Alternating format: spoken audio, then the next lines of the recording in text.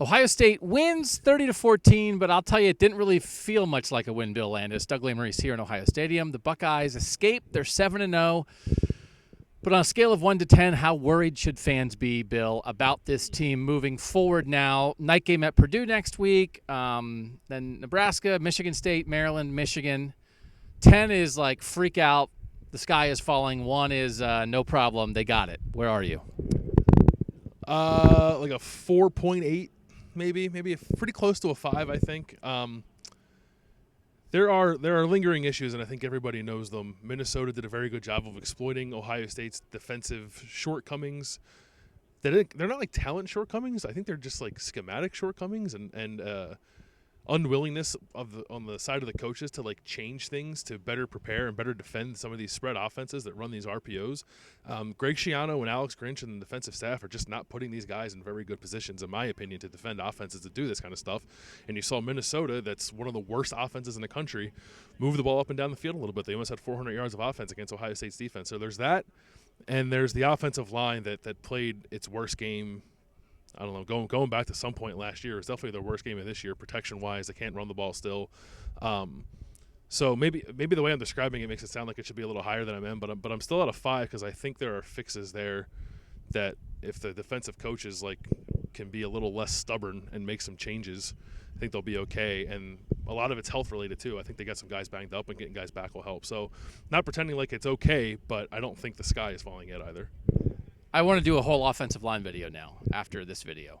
Yeah, I think 5. I think I'm a 5, but I think it's possible that the coaches aren't actually saying what is happening because it goes against the coach credo. But they are so boom or bust right now in everything. But I feel like they are confident in their booms.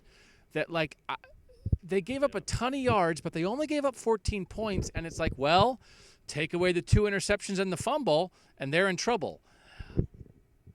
But can you take those away? I think they can make those plays. You know, and turnovers, some aspect of turnovers are luck, obviously. But I think they have individual talented players who can make big plays. And on offense, the run game got shut down. But I've joked about this on the podcast, and I kind of mean it. Dwayne Haskins is the answer to everything. So it's like, oh, we can't count on 41-yard touchdown passes. Yeah, you can, because they happen every week. Like I don't. And here's the thing: a lot of people are looking for answers. I'm not sure there are answers out there. I don't know what the answer is to the offensive line problems. There's not a whole bunch of guys. I can put new guys in. There's not. I have one guy, but we'll get to that in the offensive line. You know, the safeties. That's who's playing now. The corners. That's who's playing. The linebackers. You know, they need to get guys. They need to get Malik Harrison healthy.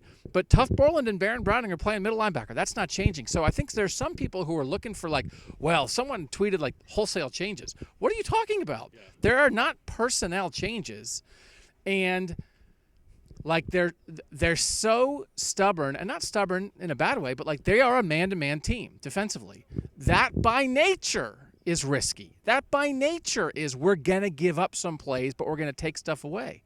And if they wanted to back off and play zone all the time, they could, and that would be less risky, right? Yeah. But so I think there's part of this that they, on some level, they know who they are, and I feel like they think they can make the plays to win, but in the meantime, you're going to have some of these days. So that, again, sounds like an excuse. People think I make an excuse, but they're a really good team, and some of the problems they have, I don't necessarily think they're going to go away because they're ingrained in the scheme and in the personnel, and that's it. Hope it doesn't kill them, but I wouldn't look for big changes. Defensively, I agree with you. Offensively, I think there are still changes to be made, whether that's personnel in the offensive line, and we'll talk about that in another video, working Tate Martell in. Like their run game is bad, and like it's not just bad because they don't have a running quarterback. There are a lot of things that go into it, but I think there are things they can do there to help themselves that they're not doing at the moment. And just part of it's just like straight execution. They're not executing very well. But aside from that, they can help themselves more, and they're not. He's Bill. I'm Doug. It's 30-14. I know people were going nuts, and I get it. I've been saying, like, don't worry about this, don't worry about that.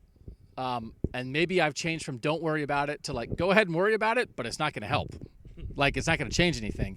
So hope they can win despite the problems. And I think maybe they can, because some of the things that are going wrong, I don't know that they're going to stop going wrong. He's Bill. I'm Doug. We'll see you later at cleveland.com.